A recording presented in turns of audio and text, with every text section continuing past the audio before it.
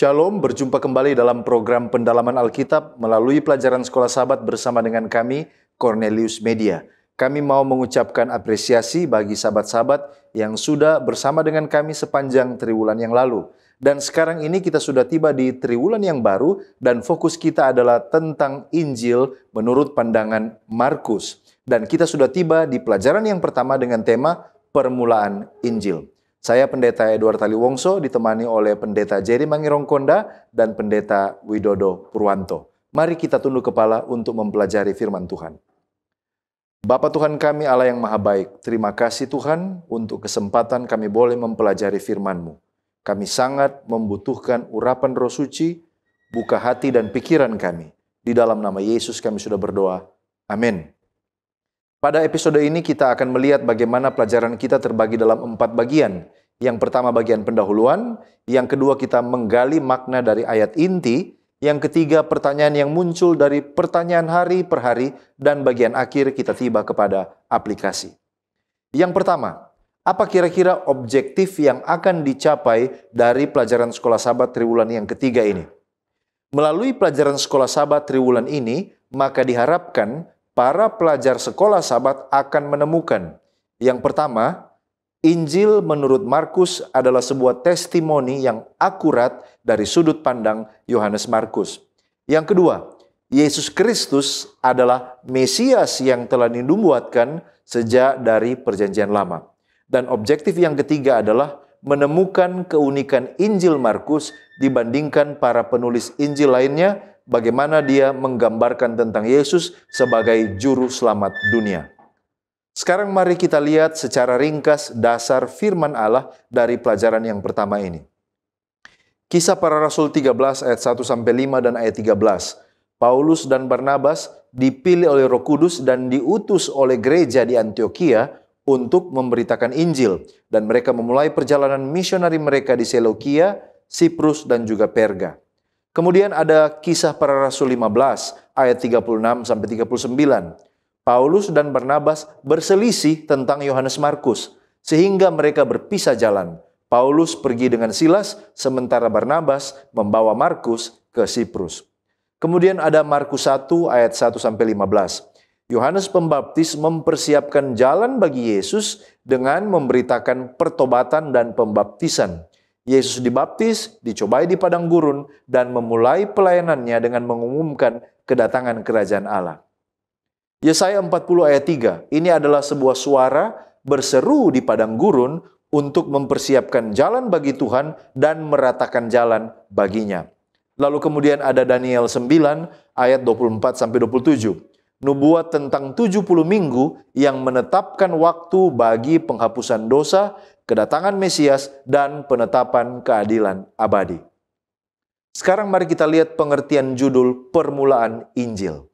Apa sesungguhnya arti Injil baik secara umum maupun di dalam konteks pelajaran Sekolah Sahabat kita? Menurut Easton Bible Commentary, kata gospel atau Injil berasal dari bahasa Anglo-Sakson yang sebenarnya berarti Godspell atau mantra yang diucapkan Tuhan atau firman Tuhan. Dan ini adalah terjemahan dari bahasa Yunani Evangelion, yaitu kabar baik. Dan kata Injil ini seringkali menunjukkan 3 hal. Yang pertama, kabar baik tentang keselamatan yang disambut baik oleh manusia. Yang kedua, ini juga seringkali mengistilahkan secara bergantian 4 sejarah kehidupan Tuhan atau yang kita sebut 4 Injil. Lalu yang ketiga, Injil ini juga secara umum berarti doktrin-doktrin Injil secara kolektif. Dalam konteks pelajaran Sekolah Sahabat triwulan ini, Injil yang dimaksud adalah berita kabar baik tentang kehidupan, kematian, dan kebangkitan Yesus Kristus melalui perspektif Yohanes Markus. Pertanyaan selanjutnya tentang Injil. Kapan dimulai Injil ini? Oleh siapa pertama kali dan siapa yang menerima? Ellen White dalam Review and Herald 29 April 1875 mengatakan tentang peristiwa yang terjadi di Taman Eden. Meskipun kesuraman dan kegelapan menaungi masa depan seperti selubung kematian, namun di dalam janji Sang Penebus, bintang pengharapan menerangi masa depan yang gelap itu. Dan perhatikan baik-baik. Injil pertama kali diberitakan kepada Adam oleh Kristus. Adam dan Hawa merasakan kesedihan dan pertobatan yang tulus atas kesalahan mereka. Mereka percaya janji-janji Allah yang berharga dan mereka diselamatkan dari kehancuran total. Apa sesungguhnya isi Injil? Isi Injil adalah kabar baik tentang keselamatan yang diberikan oleh Allah melalui Yesus Kristus. Dan hal ini mencakup pengampunan dosa, pertobatan, dan iman kepada Yesus sebagai Tuhan dan Juru Selamat pribadi. Lalu kemudian untuk siapa Injil itu? Injil itu ditujukan untuk semua orang di seluruh dunia tanpa memandang latar belakang ras ataupun status sosial sesuai dengan Matius 28 ayat 19 dan 20. Apa manfaat Injil dan apakah Injil ini masih relevan sampai saat ini? Manfaat Injil itu termasuk berita pengampunan dosa, hubungan yang dipulihkan dengan Allah, dan juga damai sejahtera dan kehidupan kekal. Injil ini memberikan panduan moral dan juga spiritual bagi kehidupan yang lebih baik. Relevansi Injil sampai saat ini masih sangat kuat. Mengapa? Oleh karena pesan kasih, pesan tentang pengampunan dan harapan ini tetap penting bagi kehidupan manusia di semua zaman, termasuk juga di zaman kita sekarang ini. Inilah pendahuluan yang mempersiapkan kita untuk masuk lebih dalam. Puji Tuhan, terima kasih pendeta. Saudara-saudara, sekarang kita tiba pada ayat inti pelajaran sekolah Sabat yang terdapat dalam Markus 1 ayat 14 dan ayat 15. Sesudah Yohanes ditangkap, datanglah Yesus ke Galilea memberitakan Injil Allah. Katanya, waktunya telah genap, kerajaan Allah sudah dekat. Bertobatlah dan percayalah kepada Injil. Sekarang pertanyaan, siapa penulis Injil Markus? Menurut tradisi gereja mula-mula mengindikasikan bahwa penulis Injil Markus adalah Yohanes Markus, yang adalah seorang pernah menjadi rekan misionaris Paulus dan Barnabas. Menurut Kisah pasal 13 ayat 2 dan ayat 5, dan kemudian ia menjadi sahabat Petrus. Dapat dilihat dalam 1 Petrus 5 ayatnya yang ke-13. Kemudian, seperti apa kondisinya ketika buku Markus ditulis? Dalam sintesis, Injil Markus ditulis dalam kondisi yang menunjukkan perhatian besar kepada kaum non-Yahudi, dengan tujuan untuk memahami dan menjelaskan ajaran Yesus Kristus kepada jemaat Kristen non-Yahudi di Roma dan Kekaisaran Roma pada umumnya. Jemaat itu sendiri datang dari orang-orang dari lingkungan kafir atau non-Yahudi. Hal ini nampak dalam penjelasan yang diberikan oleh Markus terhadap beberapa praktek dalam tradisi Yahudi, seperti yang tertulis dalam Markus 7 ayat 2 sampai ayatnya yang keempat. Kemudian, apa pokok isi Markus pasal 1? Konteks perikop ini menceritakan tentang baptisan Yesus, pencobaan Yesus di padang gurun, dan penangkapan Yohanes Pembaptis yang memungkinkan Yesus memulai pelayanannya di Galilea. Yesus memulai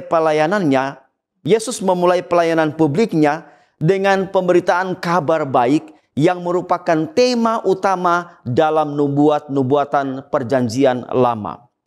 Bagi para pendengar, mereka mendengar hal ini, yang khususnya adalah orang-orang Yahudi, hal ini berarti penggenapan janji-janji Allah untuk menegakkan kerajaannya. Nah, bagi pembaca Markus yang bukan Yahudi, ini adalah kabar baik yang mencakup kematian, kebangkitan, dan kedatangan Yesus yang dijanjikan. Kemudian, siapa Yohanes yang dimaksud di pasal ini? Menurut Seventh-day Adventist Bible Commentary volume 5, halaman 566-567, Yohanes yang dimaksud di pasal ini adalah Yohanes Pembaptis yang dinubuatkan Nabi Yesaya dan Maleaki sebagai utusan yang mendahului mempersiapkan jalan bagi Mesias sebagai pembawa pesan perjanjian. Kemudian, apa maksud Injil dan mengapa percaya kepada Injil, bukan kepada Yesus atau Allah saja? Menurut Seventh-day Adventist Bible Commentary volume 5, halaman 566 dan 567, Injil dari bahasa Greka adalah Evangelion, artinya kabar baik. Kata Injil pada awalnya merujuk pada kabar baik bahwa Mesias memang telah datang ke bumi seperti yang dinubuatkan oleh para nabi. Pada akhirnya istilah ini diterapkan pada narasi kehidupan Yesus. Nah, dalam konteks buku Markus, pasal yang pertama khususnya, Markus menekankan bahwa Yesus adalah Injil itu sendiri. Yesus adalah kabar baik bagi siapa saja. Dengan percaya kepada Injil, sama saja kita percaya kepada Yesus atau Allah itu sendiri. Kemudian pertanyaan, apa arti dan maksud waktunya sudah genap? Saudaraku, menurut Seventh-day Adventist Bible Commentary volume 5 halaman 568, pernyataan Yesus waktunya telah genap menunjukkan kerajaan Allah sudah dekat. Sama dengan pesan Yohanes di dalam Matius pasal 3 ayat 2, orang-orang memahaminya sebagai pernyataan bahwa kerajaan mesianik akan segera didirikan. Dalam pikiran orang banyak, seperti halnya dalam pikiran Yohanes, hal ini melibatkan pendirian sebuah kerajaan duniawi bagi orang Yahudi dan kemenangan atas semua musuh mereka. Sepanjang pelayanan Yesus, kesalahpahaman ini terus berlanjut hingga setelah kebangkitannya. Hal itu dapat dilihat juga dalam Lukas 24 ayat 13 sampai ayatnya yang ke-32. Meskipun melalui perumpamaan-perumpamaannya, Yesus berulang kali mengajarkan bahwa kerajaan yang didirikannya pada mulanya adalah sebuah kerajaan rohani, bukan sebuah kerajaan dunia. Saudara boleh lihat dalam Matius 4 ayat 17, Matius 5 ayatnya yang ketiga.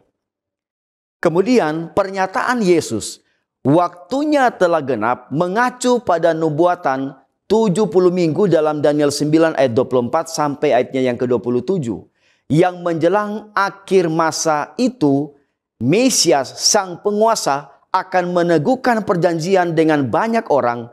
Ketika genap waktunya, Allah mengutus anaknya ke dalam dunia seperti yang ditulis dalam Galatia 4 ayat 4. Ketika Yesus memulai pelayanannya, waktunya telah tiba bagi pendirian kerajaannya.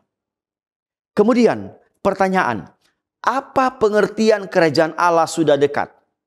Lalu seberapa dekat kerajaan Allah itu? Bukankah sampai saat ini sepertinya belum nampak? Saudara-saudara, Brooks James A. Mark dalam buku The New American Commentary volume 23 menjelaskan, merujuk dari Markus 14 ayat 25 dan Markus 15 ayat 43, kata ini menunjuk kepada kerajaan rohani masa kini dan bukan kerajaan duniawi masa depan.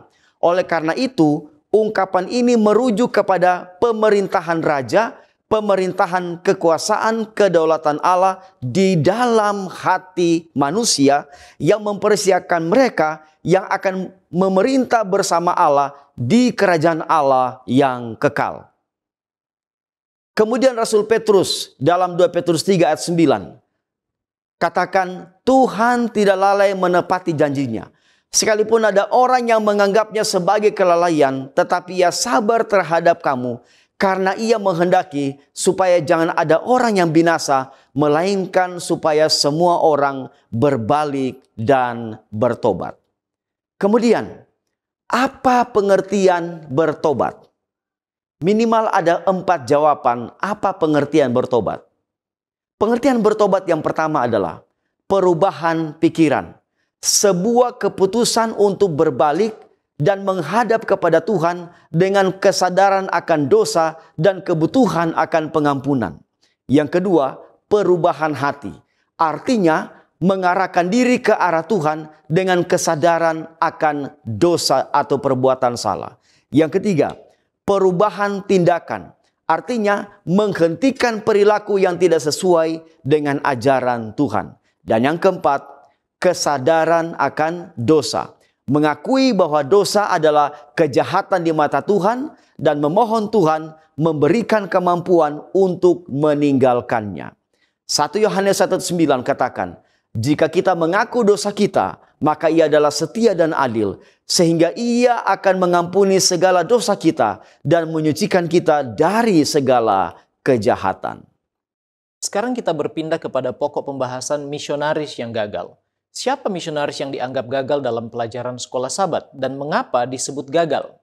Pelajaran sekolah Sabat kali ini dengan jelas menunjuk Markus sebagai misionaris yang gagal itu. Mengapa? Kisah Para Rasul 13 ayat 4 dan 5 memberi informasi tentang perjalanan misionaris Barnabas dan Saulus ke Siprus melalui Seleukia sampai mereka tiba di Salamis di mana mereka memberitakan firman Allah baik di rumah-rumah ibadah orang Yahudi, bahkan kemudian mereka mengelilingi seluruh pulau sampai ke Pafos.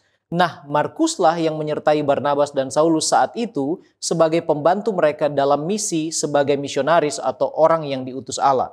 Menurut ayat 13, dari Pafos mereka berlayar menuju Perga di Pamfilia. Namun Markus meninggalkan mereka dan kembali ke Yerusalem. Inilah yang mungkin menjadi alasan mengapa Markus disebut sebagai misionaris yang gagal. Mengundurkan diri di tengah jalan dan pulang sebelum misi selesai dianggap sebagai suatu kegagalan bagi seorang misionaris. Alfa Omega Jilid 7 halaman 143 mengungkap alasan mengapa Markus mengundurkan diri.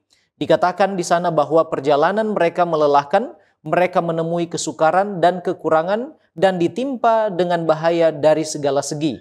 Disinilah Markus diliputi dengan ketakutan dan kekecewaan, ragu-ragu untuk sementara waktu dalam maksudnya untuk memberikan diri sepenuh hati kepada pekerjaan Allah.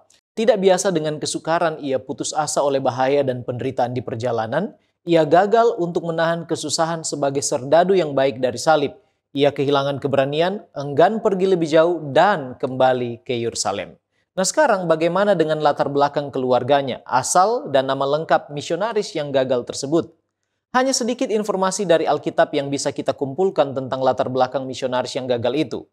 Kitab Kisah Para Rasul pasal yang ke-12 ayat 12 pertama kali memperkenalkan bahwa namanya adalah Yohanes, namun disebut juga Markus. Nah, Yohanes Markus ini adalah anak dari seorang wanita bernama Maria, seorang yang telah bertobat kepada kekristenan yang merupakan pemilik rumah tempat pengikut Kristus berkumpul untuk berdoa pada waktu Petrus ditangkap dan dipenjarakan oleh Herodes.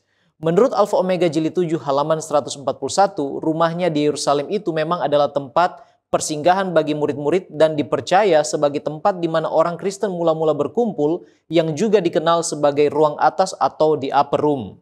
Tidak ada informasi mengenai ayahnya. Namun di halaman yang sama diinformasikan bahwa Yohanes Markus adalah saudara atau a kinsman dari Barnabas. Nah sekarang Yohanes Markus sepertinya ditulis sebagai keponakan Barnabas, namun ditulis juga sebagai anak Petrus. Bagaimana kita melihat hubungan tersebut? Kolose 4 ayat 10 menerangkan bahwa Yohanes Markus adalah kemenakan atau keponakan dari Barnabas. Kata Yunani yang digunakan adalah anepsios, yang diterjemahkan sister son atau anak laki-laki dari saudara perempuan. Dengan demikian hubungan antara Barnabas dan Yohanes Markus kita mengerti dalam konteks bahwa mereka memang memiliki ikatan kekeluargaan karena hubungan darah. Barnabas sebagai paman dan Yohanes Markus sebagai keponakan. Itulah sebabnya dalam Kisah pasal 15 pada waktu Paulus dan Barnabas berpisah, Barnabas mengambil tanggung jawab untuk membawa serta Markus dengan tujuan untuk melatihnya sebagai misionaris. Sementara dalam 1 Petrus 5 ayat 13, Petrus memang menyebutnya dengan sebutan anakku. Hal ini kita mengerti dalam konteks hubungan rohani atau bisa kita katakan anak rohani, bukan karena adanya hubungan darah. Hal ini ditegaskan juga dalam Seventh-day Adventist Bible Commentary volume 7 halaman 589. Nah, istilah anakku juga digunakan oleh Paulus kepada Timotius. 1 Korintus pasal 4 ayat 17, Paulus katakan, justru itulah sebabnya aku mengirimkan kepadamu Timotius yang adalah anakku yang kekasih yang setia dalam Tuhan. Kemudian dijelaskan lebih lanjut dalam 1 Timotius 1 ayat yang kedua dengan menyebut Timotius sebagai anakku yang sah di dalam iman. Jadi hubungan Petrus dan Markus adalah Petrus menjadi bapa rohani, yaitu sebagai mentor rohani, sedangkan Markus adalah anak rohani yang dididik, didampingi, dan ditraining dalam pekerjaan misionaris. Nah, sekarang apa bukti Yohanes Markus adalah penulis Injil Markus di dalam Perjanjian Baru? Walaupun ada keraguan karena memang para penulis keempat Injil tidak menyebutkan nama mereka sendiri untuk mudah diidentifikasi, namun Injil Markus dipercaya oleh banyak komentator Alkitab ditulis oleh Yohanes Markus. Menurut Andrews Study Bible halaman 1277, sosok yang pertama kali menyebut Yohanes Markus sebagai penulis Injil Markus adalah Papias, seorang bishop di kota Hierapolis, kira-kira 10 mil jauhnya dari Kolose dan Laodikia di Asia Kecil.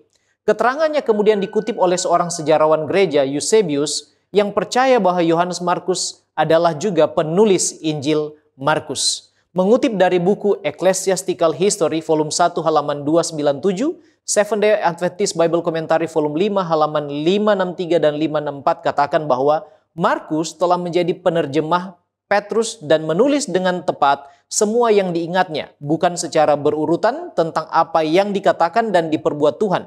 Sebab ia tidak mendengar Tuhan dan tidak mengikuti Tuhan. Tetapi kemudian ia mengikuti Petrus yang biasa memberikan pengajaran tentang Kristus sesuai dengan kebutuhan.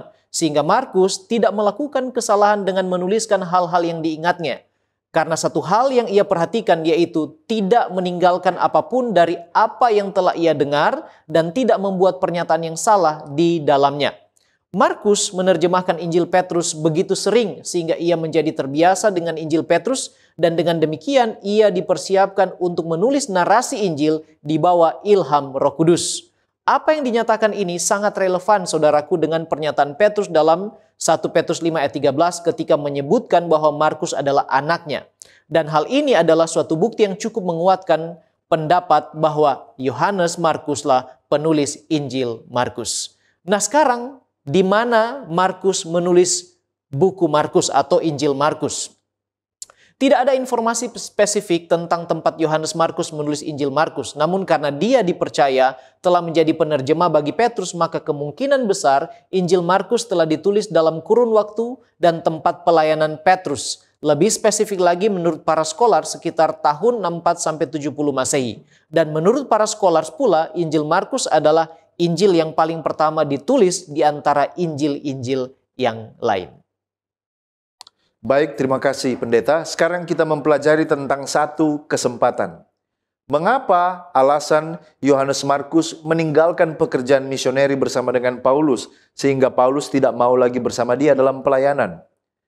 Paulus menolak Yohanes Markus karena Markus telah mengundurkan diri dari pekerjaan misioneri sebelumnya dan dia tidak melanjutkan pelayanan mereka. Kita bisa baca itu di dalam Kisah 15 ayat 38. Paulus menganggap bahwa kehidupan seorang misioneri ini sangat keras dan penuh tuntutan, sehingga dia membutuhkan rekan-rekan yang bisa diandalkan di dalam kondisi yang menantang. Lalu kemudian bagaimana dengan Barnabas? Apa dasarnya dia mengajak dan memilih Markus untuk menemani dalam pelayanan, padahal dia pernah mangkir atau melarikan diri dalam pelayanan? Sepertinya Barnabas melihat ada potensi dalam diri Markus dan dia tidak ingin meninggalkan pemuda itu. Meskipun Kisah Para Rasul tidak menjelaskan secara spesifik mengapa Barnabas memilih Markus, tetapi keputusan Barnabas tampaknya didasarkan pada keyakinan bahwa Markus masih bisa berubah dan memiliki kemampuan yang berharga untuk pelayanan. Mengapa dan faktor apa Markus itu sangat berubah dalam pelayanan sehingga pada akhirnya direkomendasikan Paulus dan juga Petrus? Nah, Markus mengalami transformasi, mengalami perubahan yang luar biasa di dalam pelayanannya yang mungkin disebabkan oleh kepercayaan yang sudah diberikan oleh Barnabas kepadanya. Ayat-ayat dalam Kolose 4 ayat 10, 2 Timotius 4 ayat 11, Filemon ayat 24 dan juga 1 Petrus 5 ayat 13 menunjukkan bahwa baik Paulus dan Petrus pada akhirnya mengakui nilai dan kontribusi Markus di dalam pelayanan. Apa kira-kira prestasi atau pencapaian pelayanan Markus dan apa kesan dari pekerjaan Markus ini bagi kita yang hidup di zaman sekarang? Prestasi atau pelayanan Markus termasuk dia menjadi rekan sekerja yang sangat berharga, baik bagi Paulus maupun juga bagi Petrus. Seperti yang disebutkan dalam surat-surat mereka berdua. Markus juga diakui sebagai salah satu penulis Injil dalam Perjanjian Baru, yaitu Injil Markus. Inilah Markus yang menjadi fokus dari Injil yang akan kita pelajari sepanjang 3 bulan ke depan. Saudara-saudara, pelajaran sekolah Sabat mencatat tentang sang utusan. Sekarang pertanyaan, apa maksud sang utusan dalam konteks pelajaran sekolah Sabat? Menurut Markus 1 ayat 2, maksud utusan adalah mendahului, mempersiapkan jalan bagi Mesias. Dan di ayatnya yang ke-7 sebutkan, sesudah itu ia akan datang yang lebih berkuasa daripada aku. Kemudian, siapa utusan yang dimaksud? Utusan yang dimaksud adalah Yohanes Pembaptis sesuai Markus 1 ayat 4 dan ayatnya yang ke-6. Kemudian, siapa yang mengutus? Menurut Keluaran 23 ayat 20 dan Yesaya 6 ayat 8, yang mengutus adalah Allah Bapa. Kepada siapa diutus? Dalam konteks pelajaran sekolah Sabat, utusan Allah Bapa menurut Keluaran 23 ayat 20, malaikat diutus kepada bangsa Israel untuk membawa mereka ke tempat yang dijanjikan. Kemudian Yohanes diutus kepada orang-orang yang hidup di zamannya dengan seruan untuk bertobat. Markus 1 ayat 4 dan ayatnya yang ke-5. Kemudian pertanyaan, apa pentingnya utusan tersebut? Maleakhi 3 ayat 1 berbicara tentang seorang utusan mendahului Tuhan untuk mempersiapkan jalan baginya. Bagian ini berbicara tentang sebuah perjalanan. Perjalanan yang berfokus pada perjalanan Mesias. Dalam Injil Markus, Tuhan Yesus sedang dalam sebuah perjalanan. Sebuah perjalanan yang akan menggiring ke salib dan kepada kematian pengorbanannya bagi kita. Kemudian, apa ganjaran bila menolak utusan? Dalam konteks sekolah Sabat, Yohanes sebagai utusan mempersiapkan jalan bagi Mesias dan seruan untuk bertobat karena kerajaan sorga sudah dekat. Markus 1:4. Dan bila menolak pekabaran dari Tuhan, maka akan menerima akibat, yaitu kematian yang kekal menurut Wahyu 22 ayat 12 dan Wahyu 14 ayatnya yang ke-15. Kemudian, apakah utusan dalam Perjanjian Lama sama dengan utusan dalam buku Markus? Dan apakah memberi manfaat yang sama? Saudaraku, minimal ada 2 kesamaan. Yang pertama, Markus mengutip dari buku Yesaya, Markus 1 ayat 2 dan ayat yang ketiga, menunjukkan Yohanes Pembaptis menyerukan pertobatan, sesuatu tindakan berbalik dari dosa dan kembali kepada Allah. Markus 1 ayatnya yang keempat. Yang kedua, Yohanes berpakaian seperti Nabi Elia di zaman dahulu. Lihat dalam 2 Raja-Raja 1 ayat 8. Dia berbicara dalam Markus 1 ayat 7 dan ayat 8 mengenai seorang yang akan datang setelah dia, akan datang seorang yang lebih berkuasa daripada dia. Pernyataannya bahwa dia tidak layak melepaskan tali kasut dari seorang yang datang itu menunjukkan betapa mulianya pandangan terhadap Yesus, dan pernyataan ini memberi manfaat yang besar. Ya, terima kasih pendeta. Sekarang kita berpindah kepada topik baptisan Yesus. Mengapa Yesus harus dibaptis? Dan apakah arti dari baptisan Yesus? Apakah untuk mengawali pelayanan atau untuk menerima Roh Suci? Alasan paling pertama dan utama mengapa Yesus harus dibaptis adalah penggenapan kehendak Allah. Pada waktu Yesus datang dari Galilea ke Yordan kepada Yohanes untuk dibaptis, Yohanes mencegah dia. Namun Yesus katakan dalam Matius 3 ayat 15, biarlah hal itu terjadi karena demikianlah sepatutnya kita menggenapkan seluruh kehendak Allah. Yang kedua, dalam konteks pelajaran sekolah Sabat ditekankan bahwa baptisan Yesus adalah salah satu hal yang menunjukkan sisi kemanusiaan Kristus. Alfa Omega Jilid 5 halaman 103 katakan, Yesus menerima baptisan bukannya sebagai pengakuan kesalahan atas perbuatannya sendiri. Ia menyamakan dirinya dengan orang berdosa, mengambil langkah yang harus kita ambil, serta melakukan pekerjaan yang wajib kita lakukan. Dalam hal ini, baptisan Yesus memberikan contoh dan teladan kepada manusia yang berdosa. Alasan yang terakhir mengapa Yesus harus dibaptis adalah karena baptisan Yesus juga mendeklarasikan keilahiannya. Pada waktu Yesus keluar dari dalam air, Matius 3 ayat 16 dan 17 katakan, langit terbuka dan roh Allah seperti burung merpati turun ke atasnya, lalu terdengarlah suara dari sorga yang mengatakan, inilah anakku yang kukasihi, kepadanya lah aku berkenan. Jadi ada deklarasi keilahian Yesus di sana. Nah sekarang apa arti baptisan Yesus? Seventh Day Adventist Bible Commentary volume 5 halaman 301 katakan bahwa baptisan Yesus menandai berakhirnya kehidupan pribadinya di Nazaret dan permulaan 3,5 tahun pelayanan publiknya. Alpha Omega Jilid 5 halaman 103 kemudian mengatakan, suatu masa baru dan penting sedang terbentang di hadapannya. Sekarang ia sedang memasuki perjuangan hidupnya dalam lingkungan yang lebih luas. Selain itu, menurut Andrews Study Bible halaman 1237, turunnya Roh Kudus menggambarkan pengurapan untuk memperlengkapi Yesus bagi pelayanannya. Itulah kira-kira arti dari baptisan Yesus. Nah sekarang mengapa saat ini baptisan memiliki makna pertobatan dan sebagai tanda menerima Yesus serta menjadi keanggotaan gereja Masih Advent hari ke-7. Padahal berbeda dengan saat Yesus dibaptis. Tidak diartikan pertobatan dan menerima Yesus serta masuk denominasi saat itu. Kita perlu ingat bahwa di Yordan, Yohanes Pembaptis menyerukan kabar baik dan panggilan untuk bertobat. Dia katakan dalam Markus 1 ayat 4, bertobatlah dan berilah dirimu dibaptis dan Allah akan mengampuni dosamu. Sama dengan apa yang ditulis dalam Matius 3 ayat 2 dan Lukas 3 ayat yang ketiga. Pekabaran yang sama juga disampaikan oleh para rasul, khususnya dalam khotbah Petrus pada hari Pentakosta dalam Kisah 2 ayat 38. Jadi jelas bahwa Alkitab menekankan bahwa baptisan memiliki makna pertobatan. Kata Paulus dalam Kisah 19 ayat 4, baptisan Yohanes adalah pembaptisan orang yang telah bertobat. Jadi orang yang datang kepada pertobatan akan mengekspresikan pertobatannya melalui baptisan.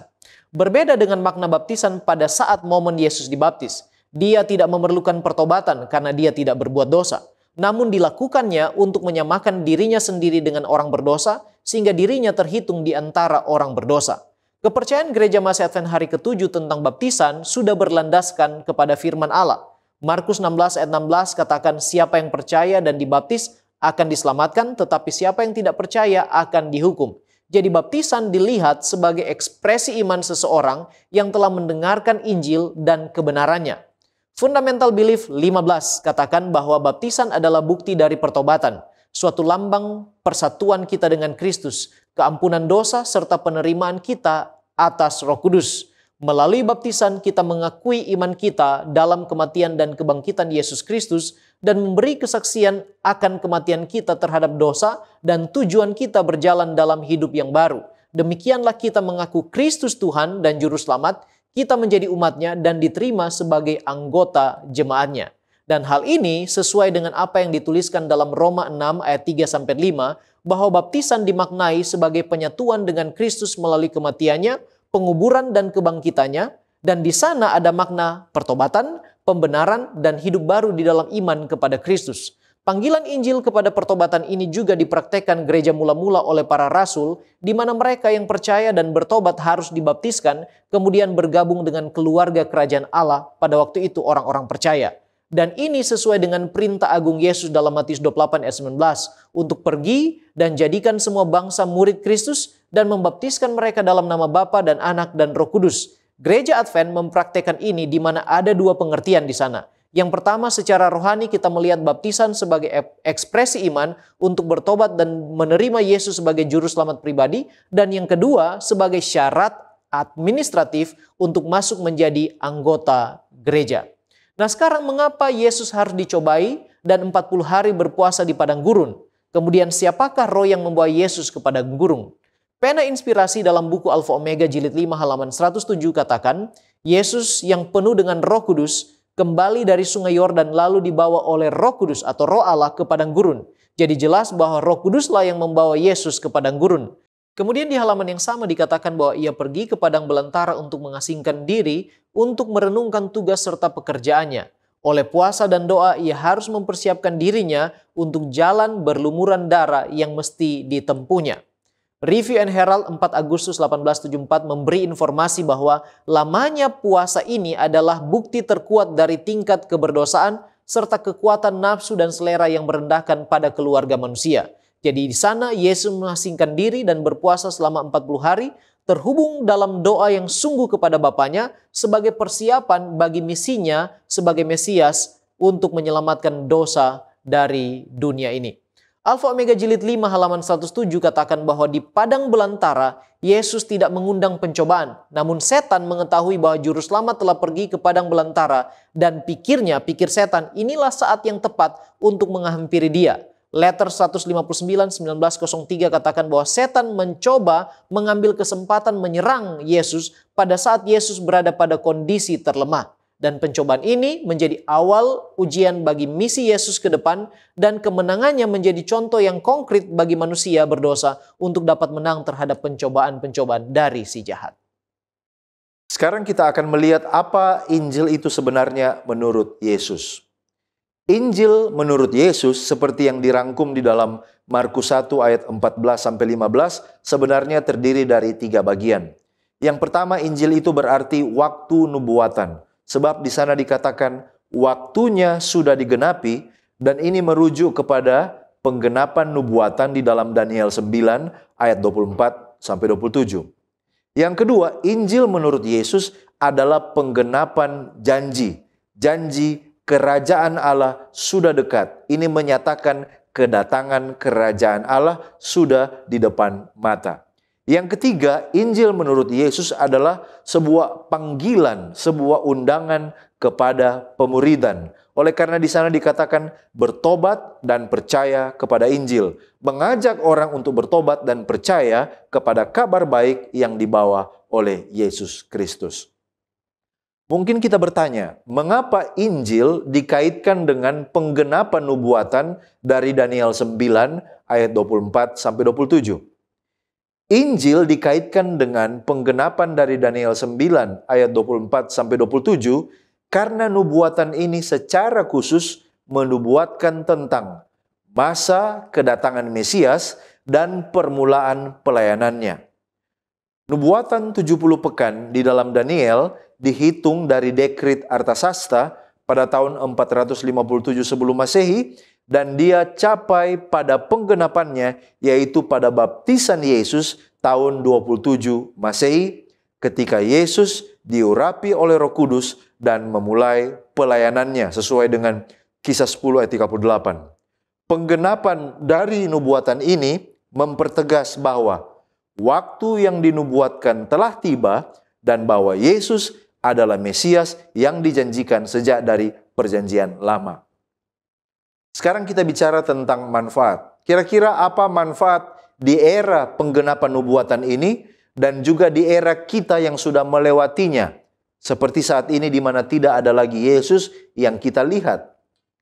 Manfaat di era penggenapan nubuatan dan era Yesus adalah bahwa orang-orang pada masa itu dapat menyaksikan dengan langsung pemenuhan janji-janji Allah. Mereka melihat dengan mata dan kepala mereka sendiri, mereka mendengar ajaran Yesus, mereka mengalami mujizatnya, apa yang menurut kitab Hagai sebagai kerinduan segala zaman sekarang telah datang dan menjelma menjadi manusia. Ini memperkuat iman mereka dan memberikan dasar yang kuat untuk percaya bahwa Yesus ini adalah benar-benar Mesias.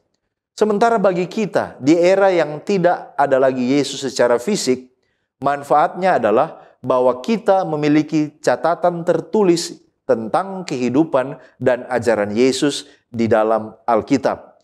Kita tidak lagi menanti-nantikan, tetapi peristiwa tentang Yesus, kehidupannya, kematiannya, kebangkitannya, dan kenaikannya sudah terjadi di masa yang lalu. Dan penggenapan nubuatan ini menjadi bukti bahwa firman Allah, Alkitab yang ada di tangan kita dapat diandalkan.